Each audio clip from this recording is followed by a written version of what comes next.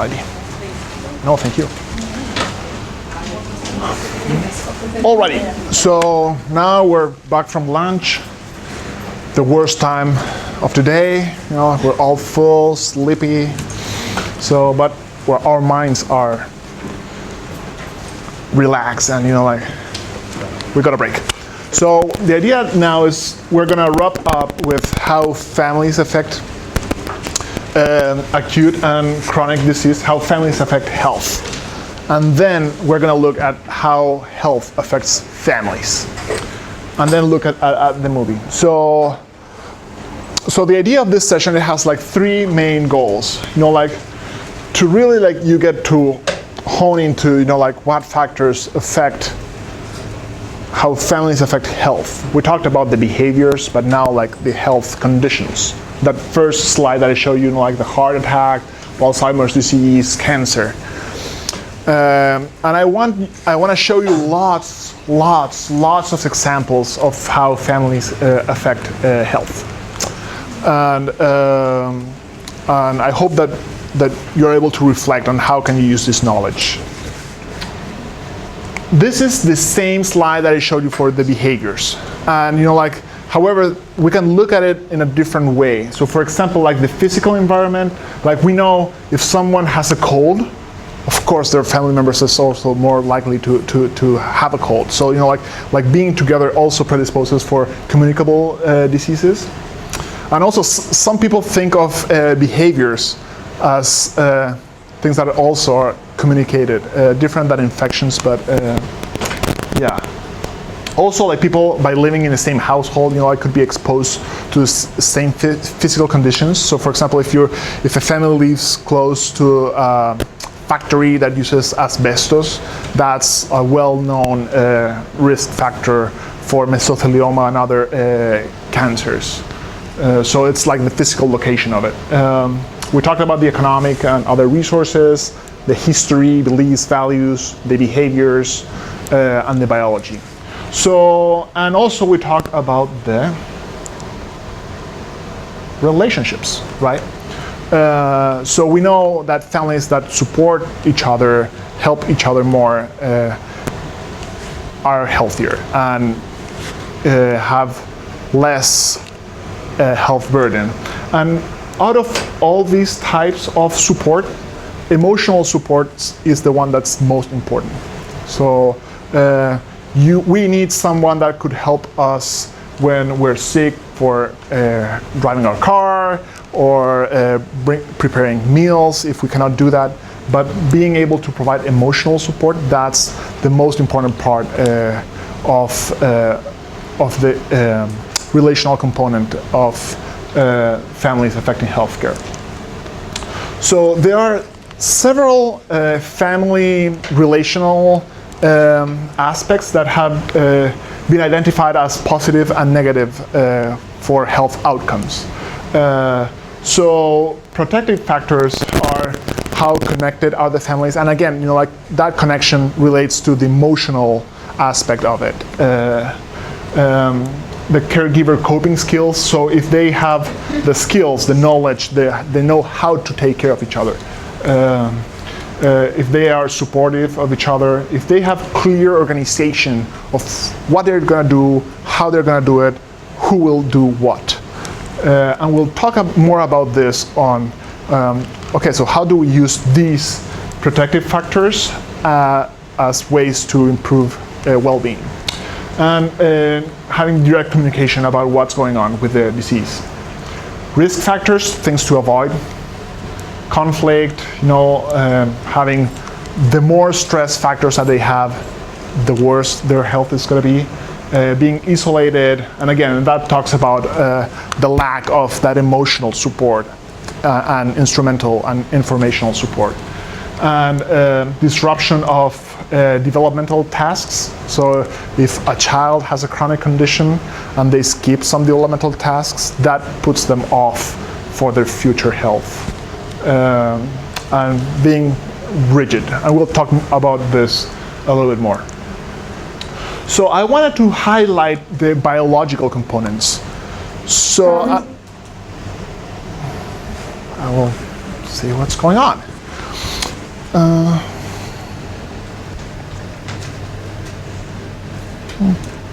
Okay, so I want to highlight like the biological component, because I really don't want you to forget about this.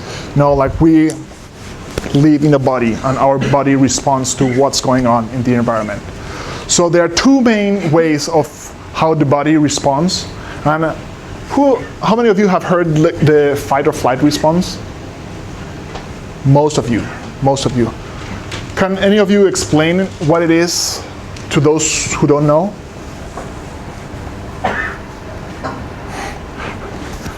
Want some water? I'm good. Thank you. Go third. Isn't there a system that you actually stress? You'll either fight back, or you'll run away, or you'll freeze. Right. Depending on the intensity of stress. So it's the perception, is a reaction from a perceived threat, right? And this response is done through the sympathetic adrenomedullary system. Forget about it. Forget about its name. It's not important. The important part of it is that our brain perceives that we are under an acute stress, that we need to do something about it. And nerves are really fast to take information, squeeze the adrenal glands, and release adrenaline or epinephrine. And release adrenaline, and that's the rush that we say, like, oh, we're in a situation where, you know, like, we need to take care of, you know, like, that's the rush that we feel when we feel threatened. That squeeze of our adrenal glands and release of adrenaline or epinephrine. So that's how it works. And then the adrenaline is what, you know, like, prepares us to respond. The second path is the hypothalamic pituitary adrenocortical system. Has anyone heard about this? What have you heard of it? I couldn't tell you at this point, but it came Okay. out of my history classes. Okay. It was like 2 years ago. Okay, that's perfect.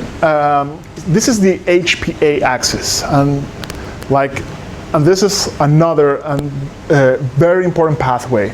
So we think that we are under stress, and this could be acute or chronic, and through hormones, you know, need to be released, then another one needs to get a response. That makes the adrenal glands release cortisol. And cortisol is a hormone that also allows for the adaptation when facing stress. And it's a slower acting response.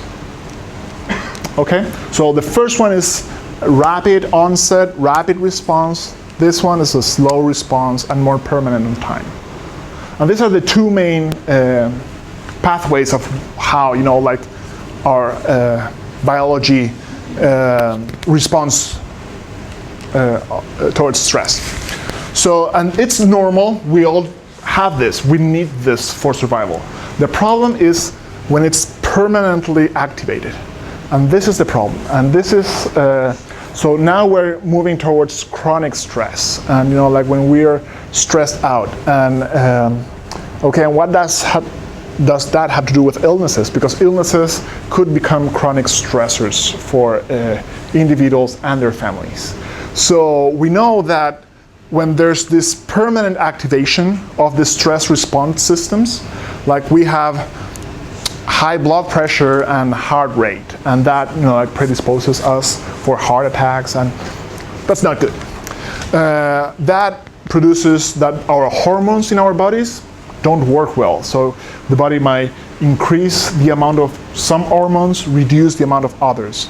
Hormones that control, like, blood sugar, and, you know, like, highly stressed out people have their diabetes with less control because of this, of the hormone endocrine dysregulation. There's problems with the immune function. So, like, we're stressed, it's more likely that we get infectious diseases. Like, if we have a wound, it's less likely to heal as fast as we were under stress. And there's changes in the brain function and structure. And this is really, really, really critical.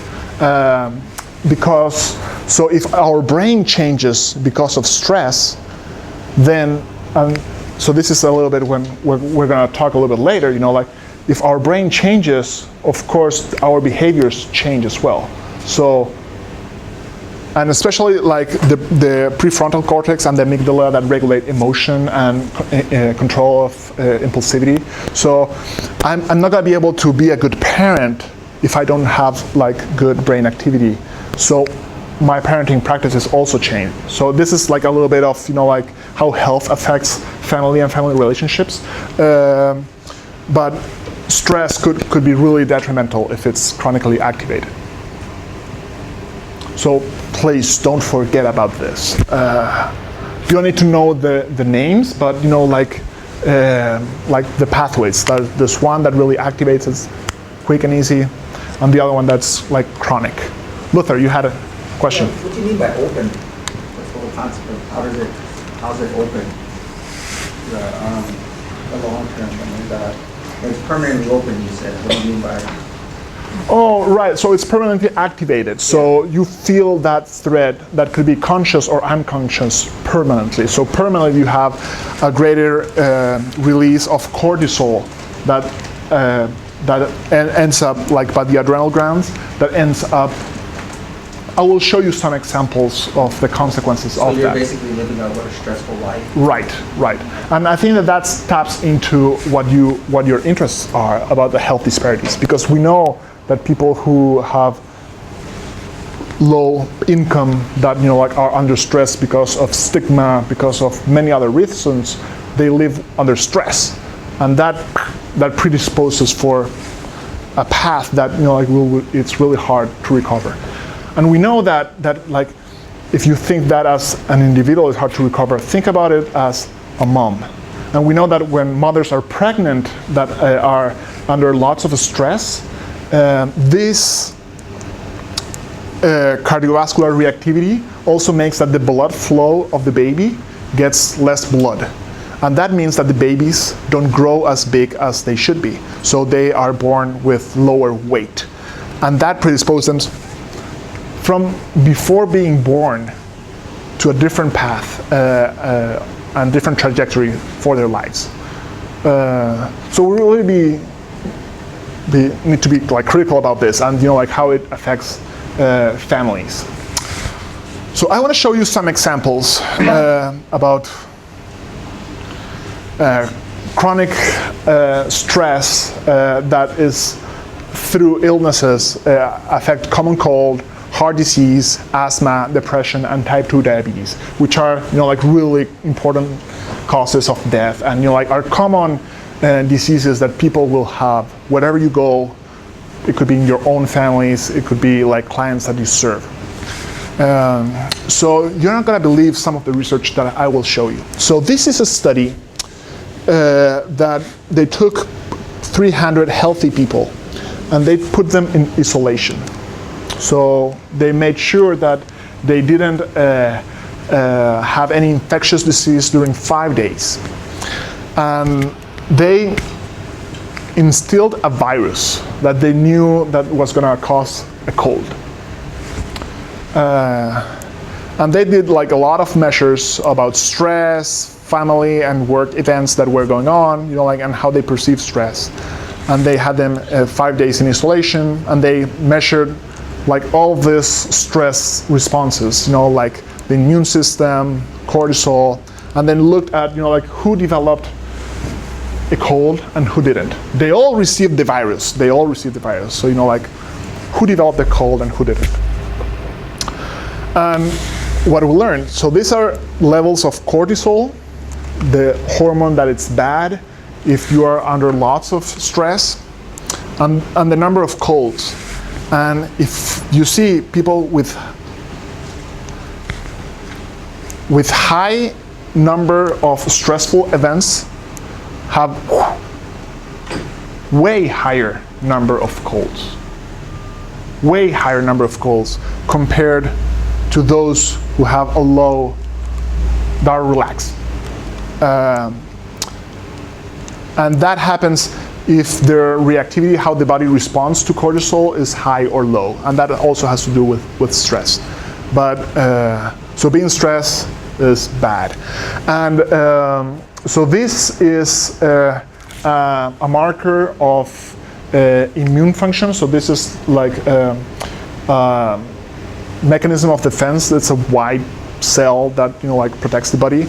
And again, those who have high levels of stress have like higher cold percentages of cold, and like those who are not were protected. So that's an example of like a common disease. So being stressed is not good. It's not good. And we're going to talk about heart disease. Do any of you have family members who have had a heart attack, or no? You? So what do you know about heart disease? I'm going to turn that off because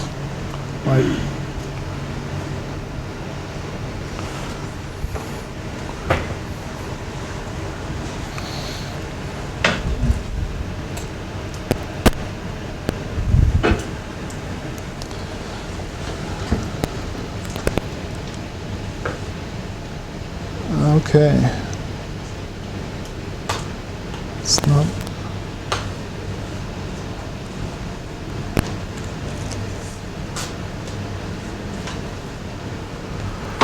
So what do you know about heart disease? My grandma. Mm-hmm. I'm not really familiar because we weren't that close. Uh-huh. She wasn't living at home with us. But she died from a heart attack. So Okay. I never took her first. Okay. We have Candy, who does research observing how heart attacks happen, right? So can you tell us a little bit, like what it is? What heart disease is? Yeah. If you know. No, I don't feel comfortable. Okay. I want to say if I'm wrong, like put that out there. Okay. So bottom line, like heart disease, this is like just coronary heart disease, which is the most common cause of heart attacks or myocardial infarctions. What happens is that there are several risk factors, like smoking, having high cholesterol,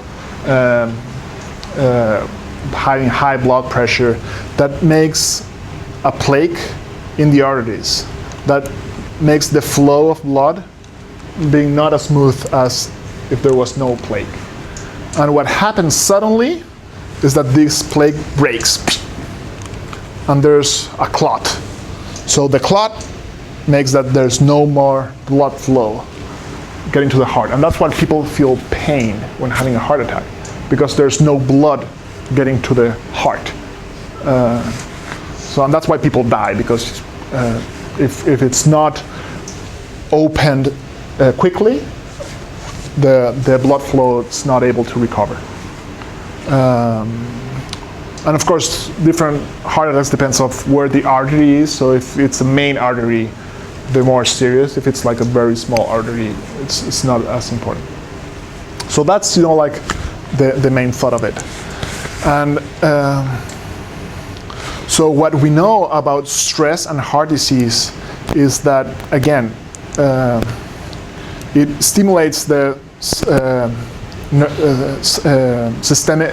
sympathetic nervous system, and all these physiological effects happen. Like increased blood pressure, all these mechanisms that you don't need to take care of. But what happens is there's ischemia, is that there's less blood flow, that there's problems with the rhythm of the heart, and all that makes people die and have important health consequences. So stress is bad, and this is, I think, a really interesting study. So this is an earthquake happened in California in 1994. And this is what happened with heart attacks. So this is the same days of the year in 1991. So these are the number of heart attacks that were diagnosed in the emergency room. So they were more or less the same. 1993, more or less the same. 1992, more or less the same. And then there was the earthquake, bam! There's a peak in heart attacks. Okay, so earthquake is a little bit different than, but I wonder, how about, noting and learning that your spouse cheated on you? That's a pretty good earthquake, maybe. I don't know. So and the mechanism is through stress. So we know that stress is really, really bad, and it could affect the appearance of acute illnesses. So this is, you're not going to believe this study. I'm going to turn off the light a little bit. So this is a picture of heart vessels. So this is the heart. The white are the heart vessels. And people were in the lab, so they, if something happened, they could reopen the vessel so that they could regain the blood flow. So they asked them to think about a stressful situation with their spouse. And you can see, like, this is before their stressful situation, and you can see that here, like, the blood vessel is a little bit thinner. So that's the plaque that I was talking about. Do you see it here? So it's like fat, thin, and then fat again, right? So this is the plaque, because the white, we introduce contrast, so we see it as white. And so they asked them to think about a discussion, a conflict with their partner, and bam, do you see that? There's nothing here. Nothing here. Everything that was here disappeared. And this is because of acute stress. They were thinking about conflict, thinking about it. And they, bam. And then when they gave him some drugs, that reopened. So acute stress is really important. So again, this is the same, and I wanted to show you like many examples so you like get this message. This is a heart, and if you ask, and here they ask a patient to think about something, to do like a difficult calculation, and they got, like this places where, so the black here is, like the blood flow on the parts of the heart that are healthy. So they asked them to do something that was stressful for them, and there are places of the heart that don't get really good blood flow. And the same situation, they go back and then do exercise, physical exercise on other parts. So it's, if you see this one and this one, is almost the same, right? So, and what happens is when you do exercise, you ask your body to increase the blood flow of the organs that need it the most. So what's interesting about this is that doing exercises, like doing like a mental, being under stress, is similar to doing exercise in acute way, and that's bad. That's bad. And like that being under stress is as important as like asking your body to do more than what they can do. So that was like about the acute response of stress. And this is another study that looked at the development of this plaque on the heart. So they looked at marriages that were satisfied, people who were low satisfied in their marriages, and those who were unmarried. And they followed them for, I think, 11 years. And they, no, 2 years, I think. After 11 years. And they looked at the thickness of the plaque, at how big was that plaque in their arteries. And if you see, initially,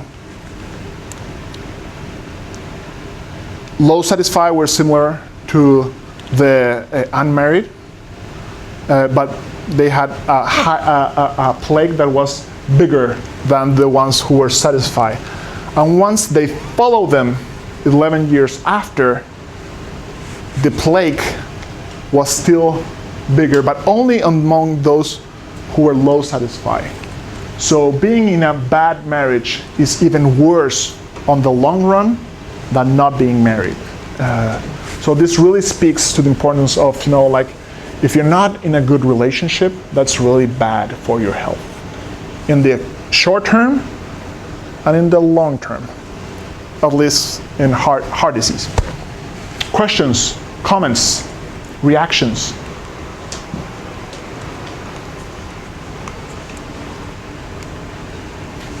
Did any of those people switch? Maybe you don't know this, but like people who are unmarried in the first round of the study? I don't know. Married. Of course, in 11 years, many people might have had gotten divorced and all that. Yeah, I don't know. But sorry. Is it like if you were in the unmarried category in the first data set, would you be in the unmarried category in the second Yes, data set, yes. regardless of everything? Yes. So in this case, like they could have gotten married, for example, and receive some benefit of that. However, like people who were satisfied at baseline or low satisfied could have gotten divorced and then kept in that bad trajectory. Any other questions, thoughts?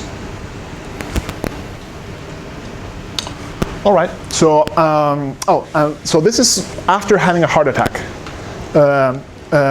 People who are having low stress, this is survival after more than 20 years of follow-up. So how people survive after having a heart attack. And those who have low stress have a greater survival. They live longer lives if they're under low stress compared to those who are under high stress. So, like if families are a source of stress, like we need to help them so they can be healthier. People can be healthier. So asthma. Anyone of you has a family member or has asthma? Yeah. Can you tell us a little bit? Do you know what it is or? Yeah, both my brothers have it. So like whenever they one of my brothers actually more so he don't grow it because he's very active now. Mm-hmm. But when they were both younger, when they would participate in any activities that caused them to exert a lot of energy or a lot of endurance, they would get short of breath, and then they'd always have to have an inhaler with them, and we had an emergency room wherever they went, so we could kind of restore the airflow. Right. So what happens in asthma, that's perfect, thank you, and is that, like people with asthma have their airways, instead of being perfectly, like it's having like a clot, but in the airways. Well, not exactly, but then also like the airways are more reactive to different stress. So this is a normal airway, and these are airways of people with asthma, like they are smaller. So that's why the inhalers open the airways and they can breathe more.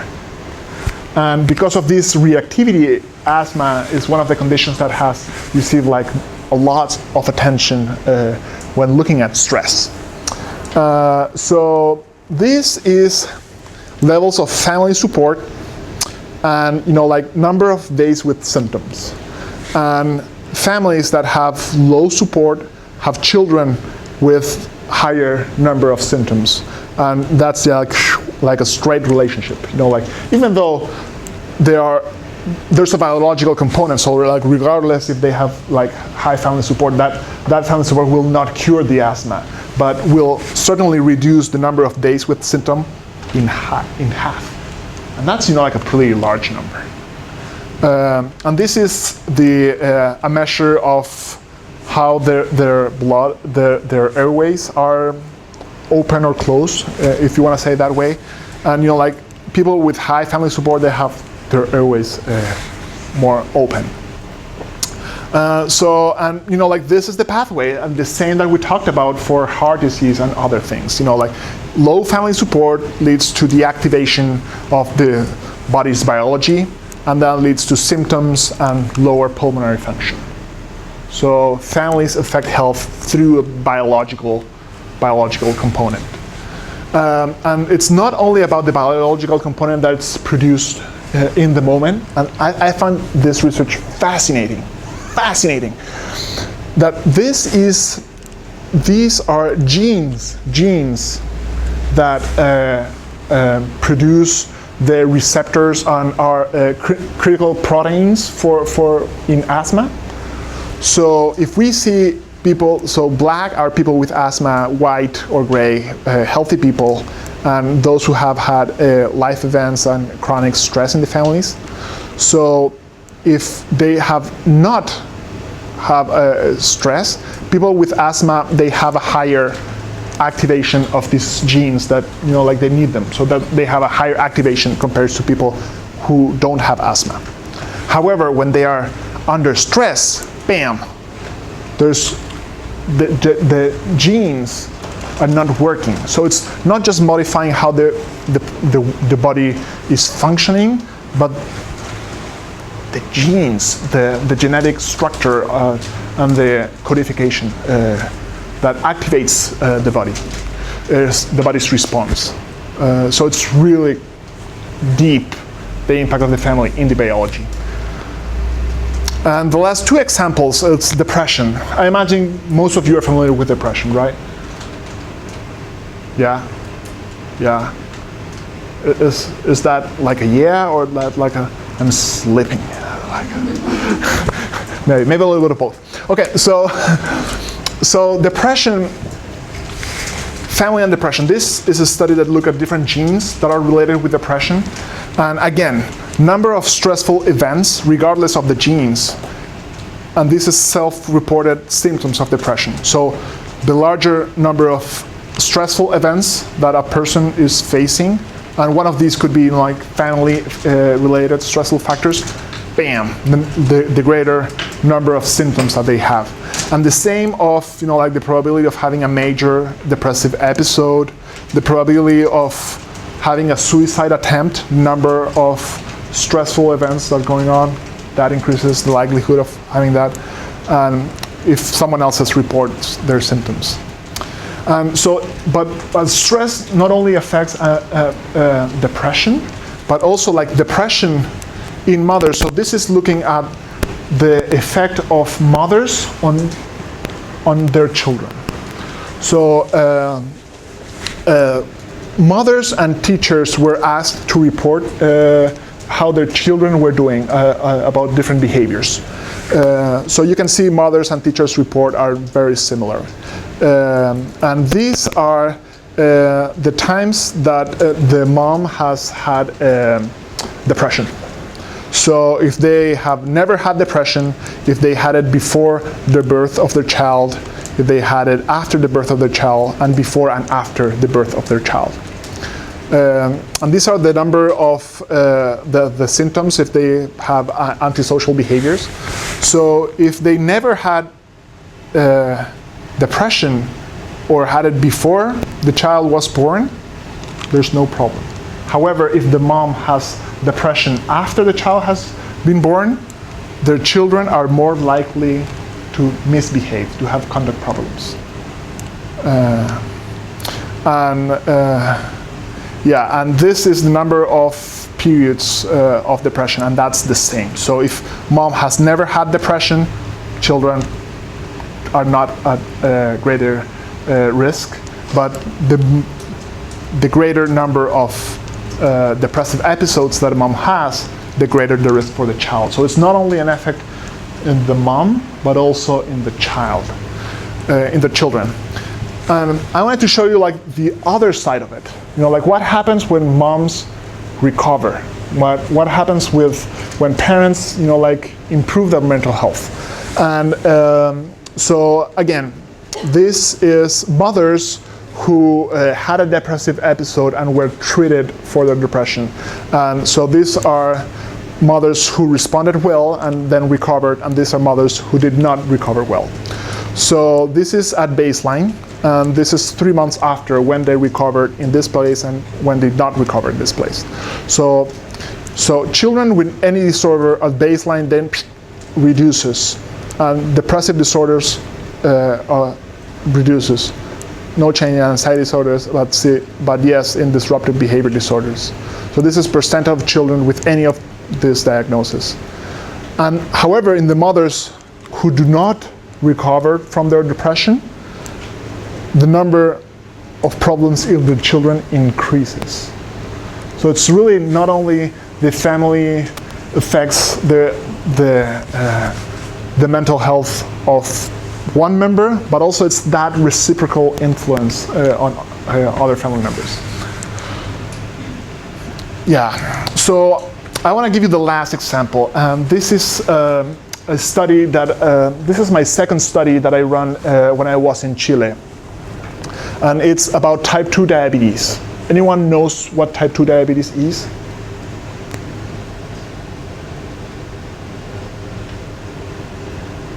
Do you know? No? Isn't that the diabetes that's caused by like lifestyle? Lifestyle. Yeah, fat. So the problem with type 2 diabetes is that the body regulates the blood sugar through an organ that's called the pancreas, and that releases insulin, which is a hormone. And the problem with diabetes is that as we all age, we lose our ability to produce insulin, and that's normal. So if we all live until 100 years, it's very likely that we will all be diabetic.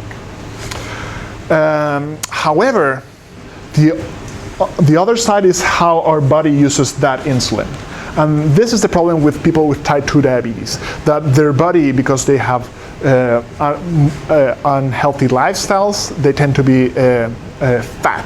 And when they're fat, their body does not use appropriately the insulin that it's there. So they're saying, hey, no, I need more insulin. So the pancreas is trying to more. And their body's saying like, okay, but I can't get that, so I can't work well. So the body does not absorb the blood sugar, and that's why the sugar is high in the blood. And diabetes is really problematic because and the numbers of people with diabetes are increasing more and more. So this is a study of a family intervention to improve the control of people with type 2 diabetes. So remember that I told you that I had the fortune to participate in a clinic that just opened. So these are patients from this clinic, and then we took patients from other 2 clinics, and the people in our clinic received a family intervention, and the other people received care as usual. Doctors changed their medications, they gave them the diet, the physical activity. They had to go to whatever, so as usual. But on top of that, they received a family intervention, and we measured the blood sugar at 6 months and a year after the intervention. So what's the intervention? It had many components, but the first one is a family component. So we went and visited their homes, and we talked about communication and support for the person with diabetes, and how the different family members could help with the lifestyles that these people needed to have. They had a family-focused diabetes control, trying to reduce the stress in the family. They had a regular control with the family member. 2 family counseling sessions with medical assistants that, what they were controlling their blood pressure, they were talking about the importance of the family for them. There was a phone follow-up where we continued to talk about the importance of the family member. We gave them a picture with their family, and it was fascinating because many of these people, these were really poor people, didn't have pictures of their family members with them at their places. So we gave them that, to show you, hey, family is important for you. Have this. And we gave them some desserts and a recipe book. And we invited them to attend a multi-family session on education. So what we saw is that this is the level of blood sugar, and in the intervention clinic, it went down in the second part of the program. So it was not significant initially, but yes, in the second term. And we think that it takes a while, maybe, to reduce that stress. you can like meet with the families, but change is not instantaneously. That's what we think, and that's what we think that like we really help families improving their family relationships, but that takes a while, and it's not as fast as we would like to intervene. But it's possible. So like you can work with families and improve health by doing that. So we didn't change their medications, but like the usual care. We weren't more aggressive with their lifestyle counseling or anything like that. But we worked with their families to increase their support. So that's the team and the celebration after we released the findings. I think we have discussed this several times. Like families affect illnesses through multiple pathways, and so the environment, their resources, stress, their biology, their behaviors, and the way they interact. So, but also, like we need to think about, like positive relationships could help increasing the control of chronic disorders, and like reducing the appearance of acute illnesses. This is really important to think about. That the work that we do to strengthen family relationships, that will help them live healthier and longer and hopefully happier lives. So it's really, really important to help families